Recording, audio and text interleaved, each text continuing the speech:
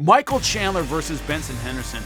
This fight was on everybody's radar from the moment Benson Henderson started with Bellator. From the moment he signed, when the ink was on the paper, everybody was talking about Chandler Henderson.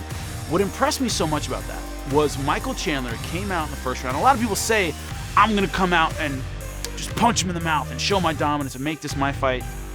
That's exactly what he did.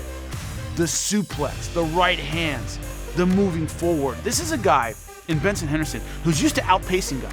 He's used to being the bully and making them keep up with him, and he's a big guy at 55, kind of pushing guys around. It was the exact opposite story. Michael Chandler bullied him around the cage. Benson Henderson had been the UFC champ, had fought some of the best in the world, tied for title defenses in the UFC at 155, and he made him look like an amateur in that first round.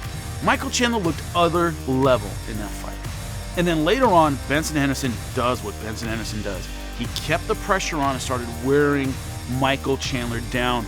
At the end of round 4, it's a wipeout on my scorecard. I have Michael Chandler winning all 4 rounds. All he has to do is see the final minute. And when he couldn't get up at the end of round 4, I went, he's not going to survive round 5. He's won every single round, and he's not going to make it. And he somehow found the energy. He got such a lead in the beginning of that fight. Benson Henderson spent the rest of the fight trying to catch up, and he couldn't do it.